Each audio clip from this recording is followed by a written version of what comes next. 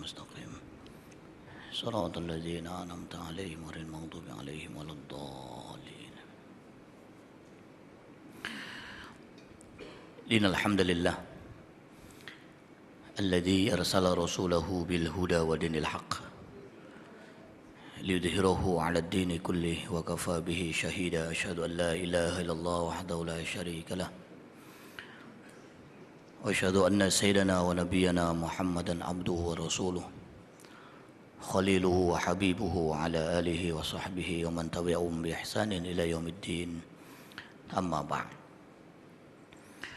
Muslimin, muslimat, tuan-tuan dan puan-puan jamaah yang dirahmati Allah, alhamdulillah kita memanjatkan setinggi puji dan kesyukuran kehadirat Allah Subhanahu wa taala, dan moga-moga salawat dan salamnya tersampaikan pada junjungan penghulu alam baginda Rasul Muhammad sallallahu alaihi wasallam yang telah menunjukkan jalan kebenaran kepada kita minadz zulumati ilan nur.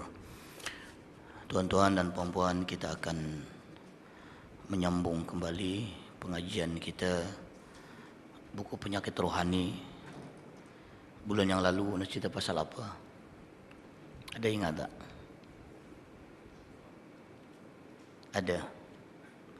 Ada sesiapa yang follow anak punya? Bukan cerita pasal musibah habis ya? Dah habis belum?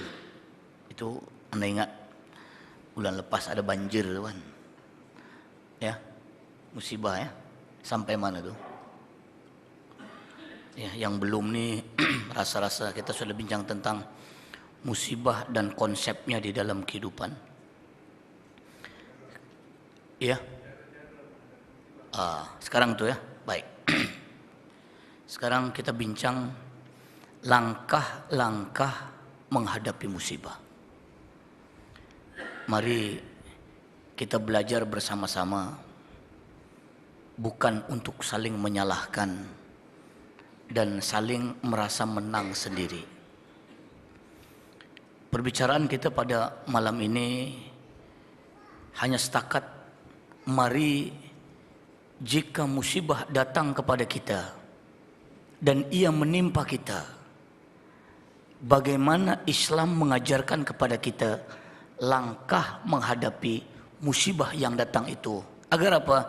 Agar musibah itu dapat kita selesaikan dan tidak membawa efek negatif dari musibah yang datang kepada kita. Baik. Dalam pertemuan beberapa hari yang lalu, ana coba buat sedikit tazkirah harian dalam media sosial. 3 musibah alam di atas wafatnya ulama. Ana coba kaitkan cerita Kelantan dengan wafatnya Tok Guru Ni Aziz. Dalam itulah kita tidak berandai-andai, tetapi ini gambaran yang ada di dalam Al-Quran dan ini gambaran yang ada dalam hadis. Ada orang komen, Ustaz, mungkin itu ketepatan. Kalau ketepatan, tidak akan mungkin Quran menyebutkan, tidak akan mungkin Quran mensabdakan, tidak mungkin hadis mensabdakan. Tapi tak apalah, percaya tak percaya, yang jelas itu kenyataannya. Dalam tajuk tazkirah itu hari Jumat, ya, Tok Guru wafat Khamis malam Jumat minggu yang lalu. Pagi itu, anak coba apa nih yang agak-agak nih. Jadi anak coba, anak jumpa. Apabila orang alim meninggal dunia, apabila ulama meninggal dunia, ini kita mukadimahnya saja dulu, untuk kita coba kaitkan bagaimana cara menangani musibah itu di dalam konteks kehidupan kita. Baik. Apabila orang alim meninggal dunia, ya, tuan-tuan boleh rujuk di dalam surah Ar-Ra'du ayat 41. Ini gambaran ayatnya di situ dulu. Atau tuan-tuan boleh buka anak punya tazkirah yang anak kadang-kadang hari-hari anak antar tazkirah harian tu, ya, tazkirah harian tu pada hari Jumat pagi. Dalam tulisan ringkas ni, jika orang alim meninggal, musibahnya pada dunia 3 perkara. Ya. Apabila orang alim meninggal dunia, musibahnya pada dunia ini, pada alam ini 3 perkara. Yang pertama, akan datangnya kerosakan, akan datangnya kehancuran di atas muka bumi Allah. Tuh, itu yang Anda sebut tadi, musibah banjir dengan wafatnya Tuhan. Ada orang terbaca kata tak percaya tak apa, tapi Nabi sudah mengatakan demikian. Tuan-tuan boleh buka di dalam hadis riwayat At-Tabrani dan Imam Al-Baihaqi. Dan anak kaji dalam Mu'jam Al-Mufarrash Al-Fadil hadis ini peringkatnya hasan sahih. Tapi karena dua-dua jadi ia boleh naik pada peringkat yang sahih. Kajian hadisnya begitu.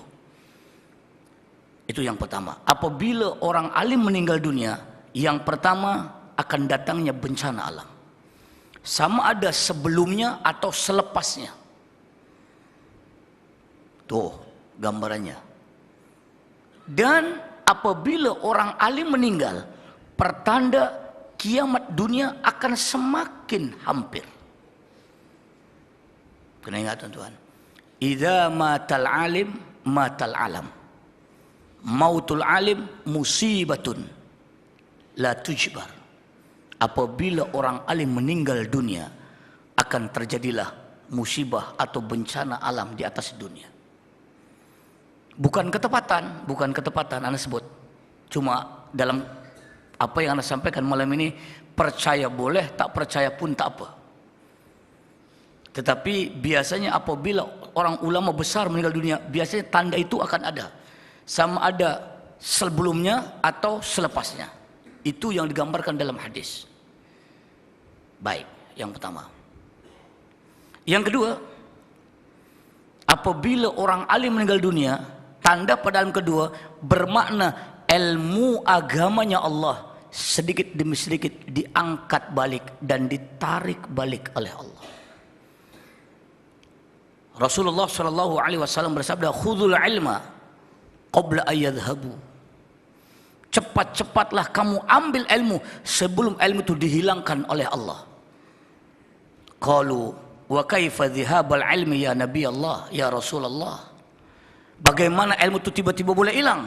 Qala, "Inna dhihabal ilmi bi dhihabi hamiluhum." Ay bi mauti ulama'ihim. Bahwasanya hilangnya ilmu agama ini dari muka bumi Allah dengan diwafatkannya para ulama di atas muka bumi. Bahkan Nabi sampai sebut, ya,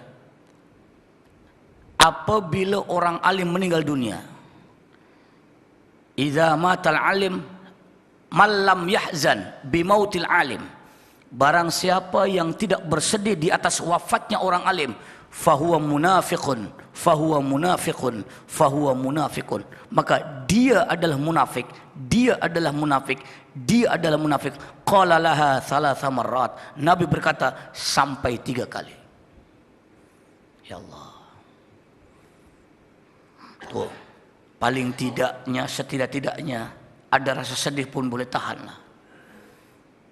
Anda baca dalam Facebook, ada yang gembira, tuan-tuan. InsyaAllah. Tapilah manusia. Pasal pada malam meninggal, pagi itu Anda khutbah Jumat di satu masjid. Anda bincang isu yang inilah. Anda cakap begini. Di atas perbezaan pendapatnya, di atas perbezaan pahamannya, dipersilakan berbezalah kita dengan beliau. Tetapi di atas kealiman dan keilmuan serta kewaraannya, tolong hormatilah beliau. Di atas perbezaan pahamannya, di atas perbezaan pendapatnya, dipersilakan berbeza. Itu prinsip masing-masing. Tetapi di atas kealiman ilmunya, di atas kewaraan akhlaknya, tolong hormatilah orang-orang model beliau. Bukan kita nak membangga-banggakan, bukan kita nak mendewa-dewakan, tetapi itulah kenyataannya. Dan di sini disebut, apabila orang alim meninggal dunia, satu pertanda alam, ilmu agama akan ditarik balik oleh Allah Subhanahu wa taala. Tuh. Di dalam hadis yang lain, innallaha yang tazu ilma intiza'an walaki yang tazi'u biqabdil ulama. Allah tidak akan menghilangkan ilmu, dihilangkan dari dada-dada manusia, tak akan mungkin. Tiba-tiba orang satu dunia lupa semua ilmu. Tak ada.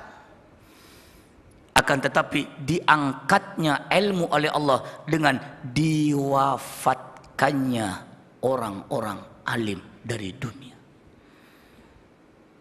Kena ingat tuan-tuan. Tuh.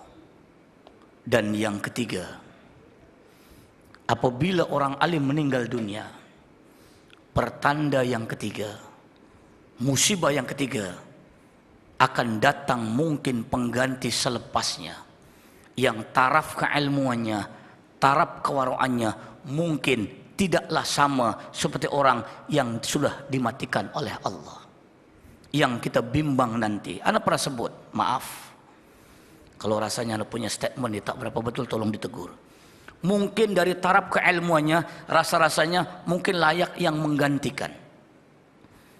Ada yang berkebolehan. Tapi mungkin dari taraf kewara'annya, itu yang agak susah untuk menggantikan. Yang ada dua-duanya. Mungkin dari taraf keilmuannya, dari taraf kealimannya, beliau wafat, rasanya mungkin ada 10, 20, 100, 200 orang yang mungkin layak menggantikan. Tetapi mungkin yang agak berat dari taraf waraknya, itu yang mungkin agak payah untuk mencari penggantinya. Betul Nabi kata, nanti akan datang yang mungkin tarafnya tidak ada. Ini apa? Keilmuannya, dallu wa adallu, maka sesat dan menyesatkan. Itu yang bimbang. Tapi insya Allah kami yakin taraf keilmuan kita mungkin ada, tetapi yang mungkin agak susah nak mencarinya adalah kewara'annya. Di situ gambarannya. Ini 3 gambaran. Apabila orang alim meninggal dunia, maka musibahnya 3 perkara. Anak ulangi sekali. Yang pertama, akan datangnya bencana alam. Di situ Anda tidak tak terangkan, dalam kurung dalam syarahnya dikatakan sebelum atau selepasnya. Dan pertanda kiamat sudah semakin hampir datang kepada kita. Yang kedua, apabila orang alim meninggal dunia, tanda yang kedua bermakna ilmu Allah, ilmu agama Allah sedikit demi sedikit diangkat balik dan ditarik balik oleh yang empunya. Dan yang ketiga, apabila orang alim meninggal dunia, tanda yang ketiga, akan mungkin datang pengganti yang kita risau, tapi mungkin kita tak risau. Mungkin punya credibility akhlaknya, credibility keilmuan agamanya, mungkin tidaklah setaraf orang yang sudah meninggalnya. Walaupun mungkin ilmunya sama, tetapi mungkin waraknya yang tak sama. Oleh karena itu tuan-tuan, itu sedikit mukadimah dari apa yang berlaku. Baik, sekarang kita bincang bagaimanakah caranya. Apakah cara jika kita menghadapi musibah? Yang jelas, pada pertemuan bulan yang lalu Anda mungkin pernah sebut dengan tuan-tuan dan puan-puan.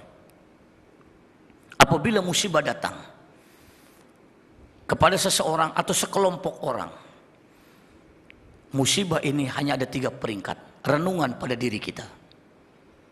Yang pertama, adakah musibah ini sebagai ujian atau cobaan Allah kepada kita?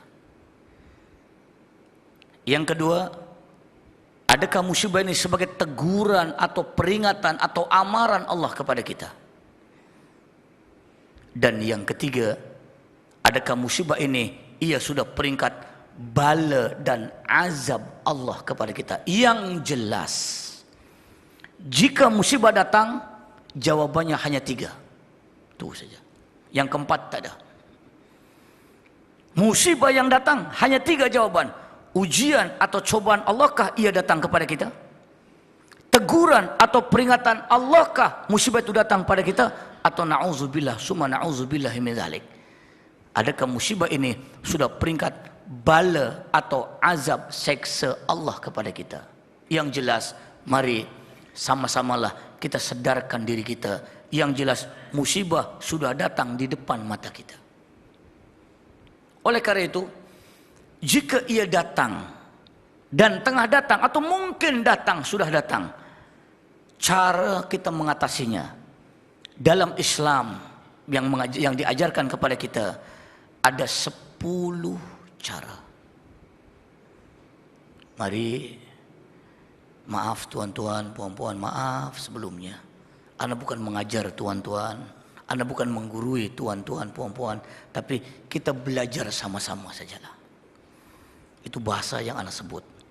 Kenapa? Karena mungkin setiap orang pernah ditimpa musibah. Tetapi kadang-kadang cara mengatasinya kadang-kadang tak sesuai dengan apa yang Islam ajarkan kepada kita. Oleh karena itu, jika musibahnya datang,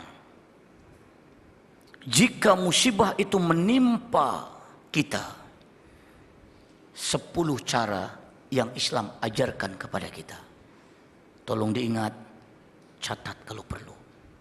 Inilah cara yang Islam ajarkan. Fa insyaallah.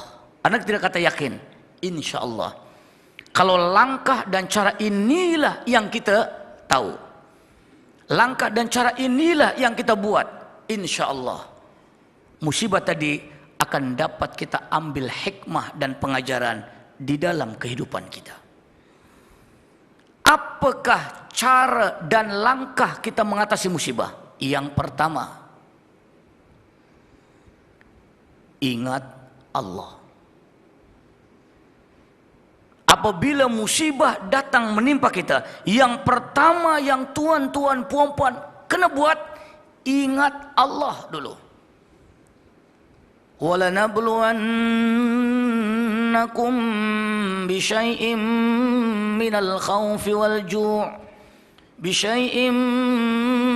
مِّنَ الْخَوْفِ وَالْجُوعِ وَنَقْصٍ مِّنَ الْأَمْوَالِ وَالْأَنفُسِ وَالثَّمَرَاتِ وَبَشِّرِ الصَّابِرِينَ الَّذِينَ إِذَا أَصَابَتْكُم مُّصِيبَةٌ قالوا إنا لله وإنا إليه راجعون Alladzina idza asabatkum musibah, yaitu orang-orang yang apabila ditimpa musibah, yaitu orang-orang yang apabila terkena musibah, yang dia kena ingat inna lillahi wa inna ilaihi rajiun. Kita berasal daripada Allah dan kita satu saatnya nanti akan kembali kepada Allah. Langkah yang pertama, apabila tuan-tuan, puan-puan ditimpa musibah oleh Allah yang tidak menyenangkan hati kita, yang tidak menenangkan akal fikiran kita, yang tidak menyukakan badan dan fisikal kita, yang kita kena ingat Allah dulu. Yang jadi masalah kita, apabila musibah datang, yang dicarinya manusia dulu. Iya. Kalau tuan-tuan kena musibah, yang dicarinya manusia, insya Allah yakin Allah akan dilupakan. Kenapa? Yang diingatnya manusia. Kena ingat tuan-tuan dan puan-puan, manusia dalam pandangan musibah, manusia hanya sababiyah. Manusia dalam pandangan musibah, ia hanya asbab dan penyebab. Di atas izin Allah, manusia itu menimpakan musibah kepada kita. Hakikatnya dengan izin Allah lah dia menimpakan musibah itu datang kepada kita. Tuh yang pertama. Iya. Dan itu biasanya pandangan kita. Ini engkau semua ini, aku jadi begini. Memang secara zahirnya dialah yang menyebabkan kita jadi begini. Tuh ya. Ma asaba min musibatin fa biidznillah. Apa musibah yang datang pada kita semuanya di atas izin Allah. Maka Islam mengajarkan kepada kita, apabila musibah datang kepada kita, langkah yang pertama, ingat Allah. Apa kalimatnya? Inna lillahi wa inna ilaihi raji'un. Tuh saja. Satu. Yang kedua, langkah yang kedua, apabila musibah datang, apa langkah yang Islam ajarkan kepada kita? Agar musibah yang datang ini tidak membebankan kita, tidak menekan kita, dan tidak menyakitkan kita. Yang kedua, perbanyakan taubat dan istighfar kepada Allah. Ulangi. Langkah yang kedua, cara yang kedua, jika musibah datang pada kita, banyak-banyakkan kita taubat, banyak-banyakkan kita istighfar kepada Allah. Mungkin dosa yang kita kerjakan, maksiat yang kita lakukan, itu yang menyebabkan musibah datang kepada kita. Ya, semua orang pernah ada masa lalu. Semua orang pernah ada nostalgia lama. Mungkin nostalgia lama itulah yang kita jadi gila sekarang ni, tuan-tuan. Iya. Tak payahlah kita mengkambing hitamkan orang. Tak perlu kita menyalahkan orang. Tak perlu kita menghukum orang. Tetapi mungkin anggap dosa itu, maksiat itu adalah kafarah. Kenapa Allah timpakan musibah kepada kita? Yang kedua, apabila musibah datang menimpa kita, datang kepada kita, ini yang kita lakukan. Mungkin ia datang sebab nak jadi kifarah kepada kita. Tak perlu kita menyalahkan orang. Jangan kita mengkambing hitamkan orang. Nanti tak akan jumpa jawabannya di mata orang. Dua. Baik. Okey, yang kedua sudah kita buat. Yang ketiga. Yang ketiga. Apabila musibah datang kepada kita, langkah yang ketiga, musibah yang datang kepada kita, langkah yang ketiga, perbanyakkan kita muhasabah diri. Kalau rasanya tuan-tuan bukan atas dosa dan maksiat kita, coba kita muhasabah balik. Di mana silapnya? Di mana tak kenanya? Apa salahnya? Tuh. Kalau rasa-rasanya tuan-tuan tak melakukan perkara yang ketiga tadi, ya, tuh, coba. Yang berapa tadi? Yang ketiga. Mungkin kita kena muhasabah balik. Iya. Gambarannya begitu. Artinya apa? Artinya apa? Kalau kita muhasabahnya pada diri, tuan-tuan tidak akan cenderung untuk menyalahkan orang. Kalau tuan-tuan, puan-puan banyak muhasabah diri, tuan-tuan tidak akan suka mengkambing hitamkan orang. Iya betul, memang Quran dalam ayat Al-Quran disebut wa ja'alallahu likulli syai'in sababa fa'atsba'a sababa. Memang sesuatu benda yang berlaku pasti ada sabab musabab. Tetapi sabab musabab ini hanya zahir.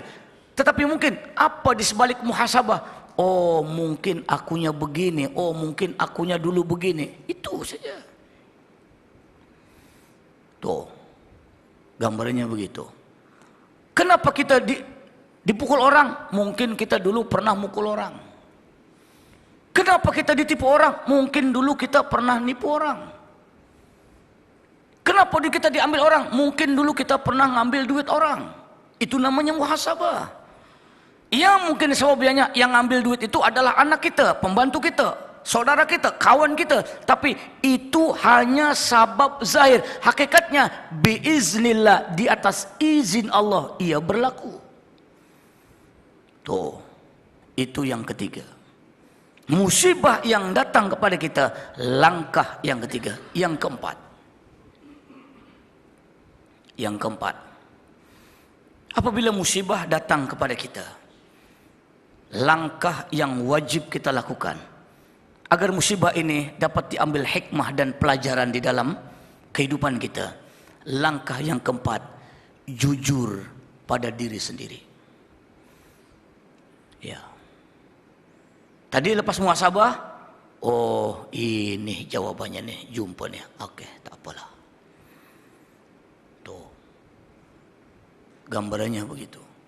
Apabila musibah datang kepada kita, langkah yang keempat, jujurlah, ngakulah berterus teranglah. Bukan berterus terang pada orang, tak perlu. Tapi berterus terang pada diri kita sendiri. Tuh, macam tadi lah. Lepas tuan-tuan muhasabah, checklist balik, tap jumpa. Mungkin kita patah balik mungkin tadi. Astagfirullahaladzim. Mungkin ini agaknya. Ya Allah, saya mengaku ya Allah. Mungkin anak saya nakal dulu, mungkin banyak duit haram termakan anak-anak saya. Mungkin dulu saya jahil ya Allah. Iya. Tuh. Kita tak. Anak nakal, macam tadi saya sebut, contohlah anak kita lah. Buat sampel saja. Anak kita nakal. Yang kita tahu anak nakal, tapi kenapa sebabnya anak jadi nakal? Kan begitu. Anak buat satu kajian dulu masa belajar di Jogja. Anak sebagai lurah pondok, orang Indonesia bilang, orang sini kata warden lah. Anak jadi Pak Lurah pondok lah dulu lah. Satu komplek asrama tu. Anak kira Pak Lurahnya, anak report dengan Pak Kiai. Pak Kiai bagi apa-apa semua, cakap dengan anak, nanti arahkan guru-guru untuk melaksanakan apa yang Pak Kiai suruh. Jadi anak buat kajian. Kita deal. Kita link dengan pihak sekolah. Sebab anak di asrama, anak tidak campur dengan sekolah. Tapi apa-apa permasalahan sekolah, dia akan refer kepada asrama. Anak temui, anak jumpai, anak dapati nakalnya anak-anak kita. Faktor utamanya, punca penyebab yang paling banyak ada 5. Coba tuan-tuan kita cek, kalau anak-anak kita nih banyak yang tak kena dalam hidup kita dan selalu menyakitkan hati kita, suka melawan kita, suka menentang kita. Ingat, ya, Islam memberitahu pada kita, jika anak-anak kita tak kena digaya, tak ikut dicara, ya, tak dengar dikata, sebab yang paling banyak 5 sebab. Yang pertama, karena didikan kita. Mungkin cara kita mendidik terlalu keras, atau cara kita mendidik terlalu lembut. Keras sangat tak jadi, lembut sangat pun tak jadi. Oh, mungkin anak ini tak kena nih sebab didikan kita dulu, ya. Jangan kambing hitamkan anak. Mungkin kita pun ada sumbangan sedikit kepada mereka. Apa? Cara mendidik mereka. Itu yang pertama. Yang kedua, anak-anak ini nakal, tak kena digaya, tak dengar dikata, tak ikut dicara. Sebab yang kedua, karena lingkungan persekitaran. Alhamdulillah, kita bersyukur tuan-tuan, puan-puan. Rasa-rasanya di Malaysia, di Shah Alam, di Shah Alam, rasa-rasa lingkungan kita ya mungkin memadai lah. Kenapa? Mungkin majoriti orang kita banyak. Mungkin berbanding dulu anak rumah dekat Sri Andalas, dekat Taman Sentosa, Kelang, dululah. Tuan-tuan mungkin boleh bayang kalau lingkungan lembah-lembah hitam di lembah Kelang nih. Contohnya apa? Jalan Bangsar, Jalan Telawi. Atau mungkin Bukit Bintang. Atau mungkin Jalan Lorong Haji Taib. Kesian Pak Haji itu tuan-tuan. Tapi bukanlah kita nak nyalakan Pak Haji Taib tu. Ya. Kita sebut nama tu, persepsinya negatif. Mungkin lingkungan tadi untuk membesarkan anak-anak kita dalam lingkungan yang sedemikian, mungkin faktor negatifnya banyak. Karena memang ada di antara faktor negatifnya anak-anak kita karena lingkungan. 2. Yang paling banyak, anak-anak Melayu kita, punca tak kenanya anak-anak kita yang paling banyak, boleh kata 80% berpunca pada yang ketiga. Karena pergaulan. Ini yang kadang-kadang kita orang tua terlepas pandang. Iya. Itu tak kira tempat. Di mana-mana sama. Iya. Paling banyak punca kenakalan anak-anak kita nih, puncanya yang ketiga. Dan ini yang kadang-kadang orang tua nih, tadi itu terlepas pandang. Iya, tuh. Ya kalau mungkin anak-anak kita di luar kawalan kita, mungkin kita tak boleh. Kadang-kadang di dalam rumah kita, kadang-kadang orang tua pun masih terlepas pandang. Punca yang ketiga paling banyak. Contohnya apa? Yang paling, kalau mungkin di sini ada polis, tolong ingatkan anak kalau anak silap bercakap. Gejala merempit. Tuan-tuan, kita pun geleng kepala, tuan-tuan. Merempit nih punya peratusan nih, 90% lebih kita. Tuan-tuan coba bayang, anak Cina ramai, anak India ramai. Sebut gejala ini, kita dominan. Tidak usah mempersalahkan sesiapa, tapi kita muhasabah diri dan kita kena jujur pada diri sendiri. Tuh. Faktornya banyak, tadi sebut tadi. Tapi itulah gambarannya. Dan sebab yang paling nampak adalah karena pergaulan. Nah kata lingkungan, mungkin lingkungan Om Melayu ini mungkin elok lagi lah. Tapi itulah tadi. 3. Yang keempat, yang mungkin kita tidak sadar. Faktor yang keempat, karena faktor pemakanan. Man akala haraman fannaru aulabih. Barang siapa yang memakan makanan yang haram, barang siapa yang memberikan makanan yang haram, fannaru aulabih. Ada dua makna, maka panas bawaannya dan neraka adalah tempat yang terbaik untuk kembalinya. Ya mungkin masa lalu kita, ya mungkin dulu jahil agama,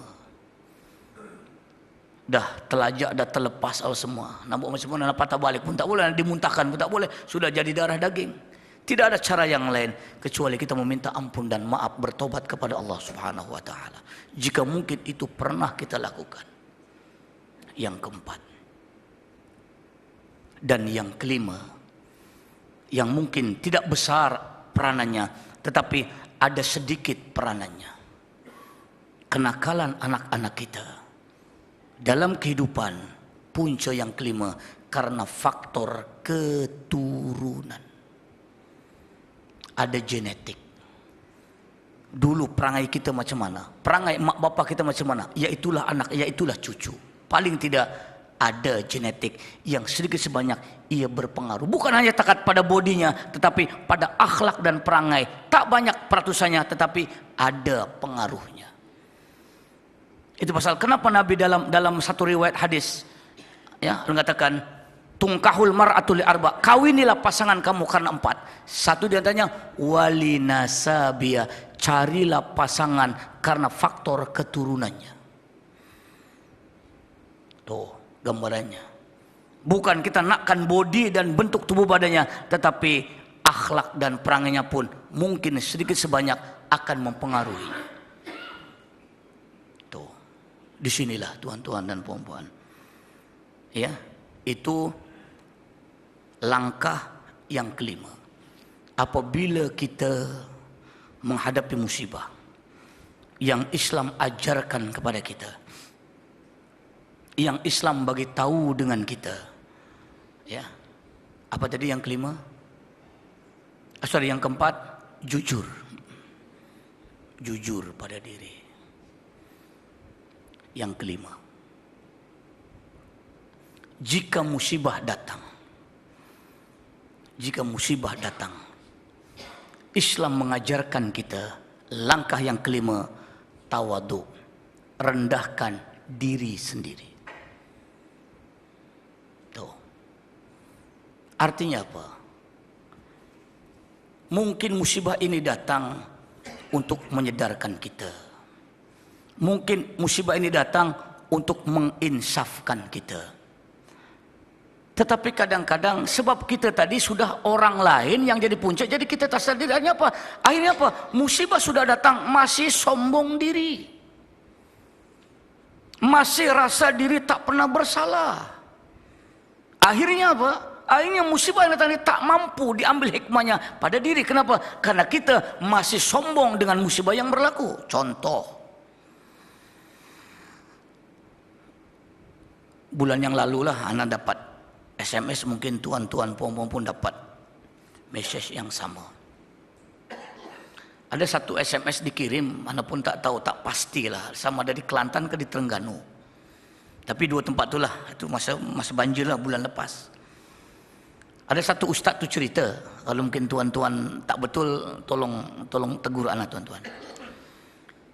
Dia kata dia nak ada kuliah maghrib lah. Jadi dia pun datang. Masa tu nak maghrib lah.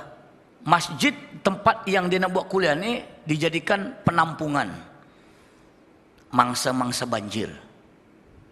Jadi mungkin dia sebagai ustaz mungkin buatlah sedikit ajakan ke, announcement ke. Ya. Apa yang ditulisnya dalam WhatsApp, tak tahulah ini WhatsApp ni betul ke tak betul. Itu soalan nak. Sebab kadang-kadang berita ni kita tak boleh nak telan bulat-bulat. Kalau kita tak tahu orang yang bagi informasi pada kita. Ya, dah kena banjir dah katanya, dah kena banjir nih, mangsa nih. Ada ke tergerak hati ke, terasa hati ke yang kita ni kena musibah? Masih sombong lagi dengan Allah, masih gagah lagi dah. Kenapa dia? Darurat katanya. Tuh. Itu pasal apabila kita tertimpa musibah, Islam ajar pada kita, mari kita sedar diri dan mari kita merendahkan diri. Mungkin musibah yang datang menimpa kita sebab ia datang karena sebab kesombongan diri kita. Iya. Tuh. Jadi musibah datang ni sedar dirilah. Oh, aku dah kena sakit nih, aku dah kena penyakit lah. Sudahlah, turunlah temperature tu.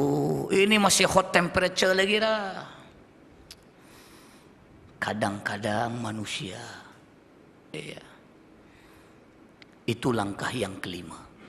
Apabila musibah datang kepada kita, Islam mengajarkan kita bertawaduklah kita dalam hidup. Rendahkan diri kita dalam menjalani hidup. Karena mungkin musibah yang datang untuk menyedarkan kita di dalam hidup. Ya. Apapun yang tuan-tuan miliki, apapun yang tuan-puan punyai, mungkin musibah ini datang, ia menggambarkan yang kita ni lemah di hadapan Allah, yang kita ni tidak berdaya. Pasal doanya la haula wala quwata illa billahil aliyil azim. Itulah sebenarnya. Sok nak sombong-sombong buat apa, nak gagah-gagah buat apa, yang kita ni lemah. Tapi kadang-kadang tadi anak sebut dengan tuan-tuan, puan-puan, musibah sudah datang, kadang-kadang masih belum lagi kita nak merendahkan diri kita. Masih lagi keegoan diri mengedepankan kita. Makanya apa? Musibah tadi tidak akan nampak hikmah di sebalik. Sebab apa? Sebab cara kita menangannya tidak yang diajarkan Islam kepada kita. Yang kelima. Yang keenam. Ya? Yang keenam kah? Yang keenam, apabila musibah datang, langkah yang keenam, ya, langkah yang keenam, perbanyakkan bersabar dalam menghadapinya. Apabila musibah datang, coba kita sabar. Tuh, ya. Pasal disebut di dalam suratul Baqarah ayat 155, wa basyiris sabirin. Berjayalah, bergembiralah, beruntunglah orang-orang yang bersabar dalam menghadapi musibah. Wala nabluwannakum bisyai'in minal khaufi wal ju' wa naqsin minal amwal wal anfus wath thamarat wa basyiris sabirin. Langkah dalam kita menghadapi musibah yang datang kepada kita, yang Islam ajarkan kepada kita, langkah yang keenam, hadapi musibah dengan penuh kesabaran. Sebab mungkin musibah itu datang sedang menguji kesabaran kita, tengah menguji kesabaran kita. Iya. Tuh. Ini kadang-kadang musibah datang masih sejak kita ini kurang sabar. Iya. Tak jadilah. Itu pasal mungkin. Ini jawabannya semua mungkin. Cuma langkahnya yang begitu. Tuh. Dan memang betul tuan-tuan. Orang kalau kena musibah biasanya sabarnya agak lebih. Nanti kita akan bincang apa hikmah di sebaliknya. Ini langkahnya dulu. Kalau langkahnya tepat, sesuai dengan apa yang Islam ajarkan pada kita, insya Allah tuan-tuan, puan-puan akan menemui hikmah di sebaliknya. Kalau tuan-tuan langkah tak tepat, menurut apa yang Islam ajarkan pada kita, takkan mungkin tuan-tuan menemui hikmah di sebaliknya. Itu pasal Anda sebut tadi, langkah menghadapi musibah ada 10. Nanti hikmah di sebalik musibah, jika langkahnya betul, Allah akan beri hikmah yang terbaik. Iya. Baik, itu yang keenam. Apabila kita ditimpa musibah, langkah yang keenam, ya, apa tadi? Banyakkan bersabar. Yang ketujuh, apabila kita ditimpa musibah di dalam kehidupan kita, yang ketujuh, bertawakal kita semata-mata hanya kepada Allah. Fatawakkalu in kuntum mu'minin. Bertawakallah kamu kepada Allah jika kamu mengaku kamu orang yang beriman. Jika musibah datang, serahkan urusannya. Karena yang mendatangkan urusan adalah Allah, maka yang akan menyelesaikan urusan pun adalah Allah. Maka musibah yang datang menimpa kita, langkah yang ketujuh, hadapi musibah dengan sikap tawakal kita kepada Allah, berserah diri. Bahasa era fajiranya pasrah. Macam tu. Tu pasrah betul. Tuh, itu gambarannya. Ya. Baik. Yang ketujuh. Kemudian yang ke-8. Ya. Jika musibah datang kepada kita, ya, yang ke-8, redo menerimanya. Ingat, jika musibah datang, nak buat macam mana tuan-tuan? Dah datang. Dibolak dibalik pun dah datang. Nak buat macam mana? Kena redo lah. Sabar satu hal, redo pun satu hal. Kadang-kadang ada orang sabar tapi kurang redo. Kadang ada orang redo tapi sikapnya macam orang tak sabar. Dua-dua ni kena buat. Dan dua-dua ni benda yang berlainan. Jika musibah datang pada kita, redo. Kalau sabar, ia berkait dengan tindakan. Redo itu berkait dengan hati dalaman. Bezanya di situ. Kalau sabar mana tindakan kita. Tuh, sikap kita. Redo ini dalaman hati kita. Tuh, gambarnya macam tu. Jika musibah datang pada kita, hadapi musibah yang datang dengan sikap redha kita dengan takdir Allah Subhanahu wa taala. Ya, sudah takdirnya, nanti buat macam mana? Dah takdirnya Allah timpakan musibah pada kita, itu ianya. Yang ke-8. Yang ke-9. Apabila musibah datang kepada kita, menimpa kita, langkah yang ke-9, musibah yang datang ini, langkahnya apa? Bersangka baik dengan Allah. Artinya apa? Mungkin Allah datangkan musibah pada kita, yakin tuan-tuan, Allah akan menggantikan sesuatu yang lebih baik dari musibah yang ditimpakan kepada kita. Tuh. Ulangi. Langkah yang ke-9, musibah yang datang kepada kita, langkahnya apa? Husnuzon. Kadang-kadang apa contohnya? Ya. Contohnya apa? Kadang-kadang kita punya cakap mulut. Ya Allah, apa salah saya ya Allah? Kenapa orang tu buat saya macam ni ya Allah? Apa salah saya? Allah tak menyalahkan kita, tapi Allah sayang pada kita. Itu pasal sangka baik. Mungkin Allah sayang dengan kita, nak dibagi kita benda sesuatu yang mungkin kita tidak tahu. Ya. Tuh. Tetapi sebab kita sudah bersangka buruk dulu dengan Allah, macam mana Allah nak bagi sesuatu yang baik kepada kita? Kenapa? Karena sebab kita sudah suuzon dulu dengan Allah. Apabila musibah datang, bersangka baik, ya Allah, mungkin kau timpakan sesuatu pada kami, mungkin kau nak beri yang lain kepada kami dari sesuatu yang kami tidak tahu apa benda itu. Tuh. Iya. Gambarannya macam tu. di sini yang ke-9 dan yang ke-10. Langkah yang terakhir. Apabila musibah datang kepada kita, langkah yang ke-10, perbanyakkan kita bersyukur dengan nikmat Allah yang masih ada. Ulangi. Langkah yang ke-10. Apabila musibah datang kepada kita, apa langkahnya? Perbanyakkan kita bersyukur terhadap nikmat Allah yang masih ada. Yang musibah memang sudah tidak ada, tapi kan syukur yang lain masih ada. Contoh, tuan-tuan, puan-puan, kita hilang duit 1.000. Ya. Kalau tuan-tuan yang nampak hanya yang hilang, tuan-tuan takkan syukur. Kenapa? Duitnya hilang 1.000. Tapi kalau tuan-tuan dalam musibah tadi, tuan-tuan masih bersyukur, tak apalah, yang hilang 1.000 dalam akun bank aku ini masih ada 100.000.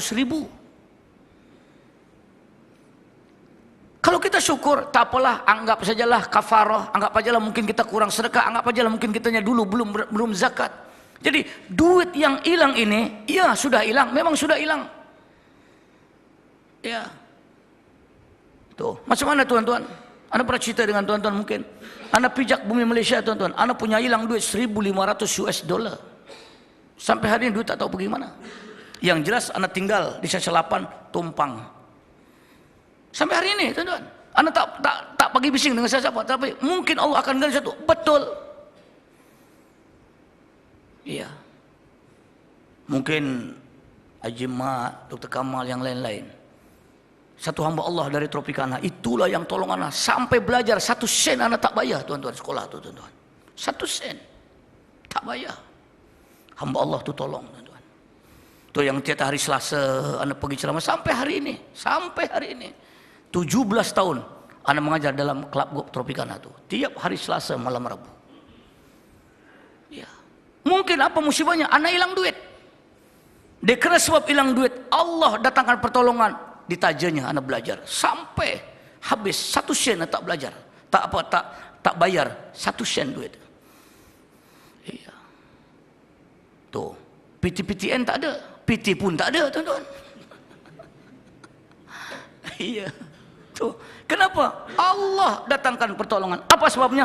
Musibah, tapi syukur ya Allah, syukur. Iya. Tuh, disinilah.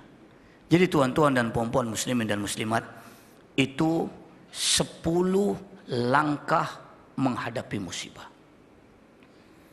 Baik, sekarang kita bincang 10 hikmah di sebalik musibah. Nih.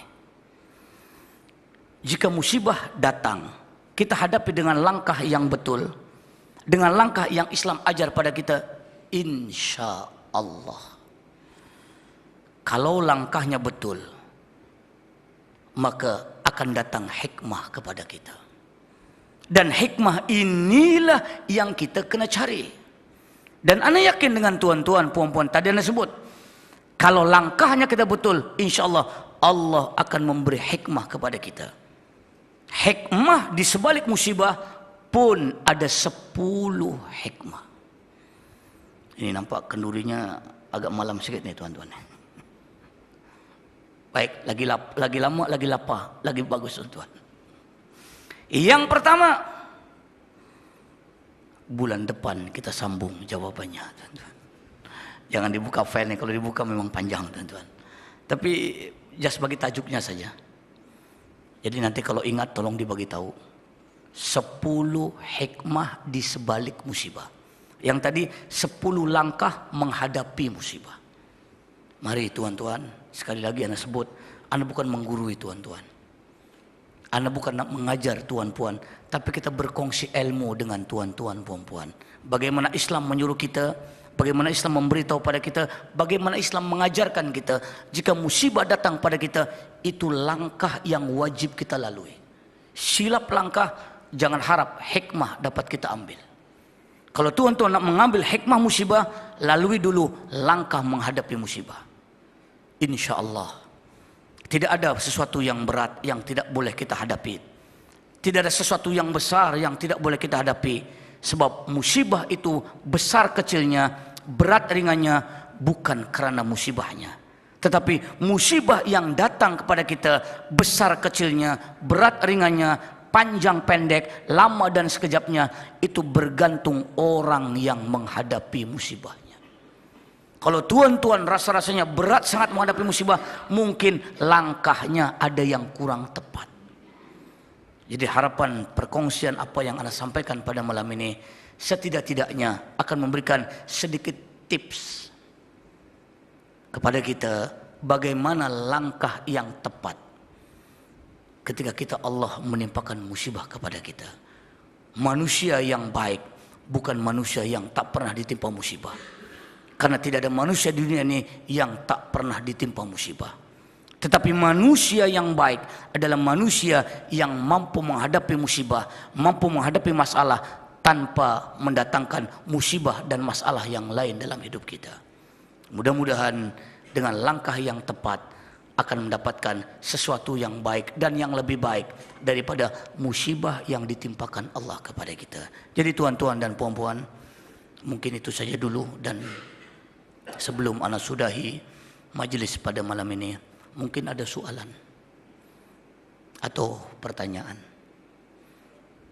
atau apa-apalah yang perlu ditanyakan dari perbincangan yang Ana sampaikan pada malam ini. Dipersilahkan. Ada soalan?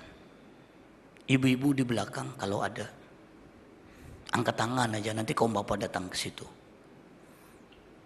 Ada? Baik, mungkin yang di luar kalau ada boleh masuk, kalau ada yang ditanyakan.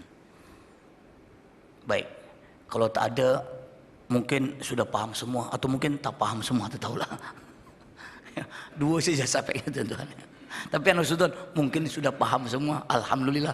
Tapi kalau tak paham semua, innalillah. Baik, ya, jadi itu sajalah. Mohon maaf sekali lagi. Yang baik datangnya dari Allah, yang kurang itu kekurangan anak sebagai makhluknya Allah. Al-Fatihah. Alhamdulillah. Iya kan alhamdulillah. Shiratal mustaqim, shiratal.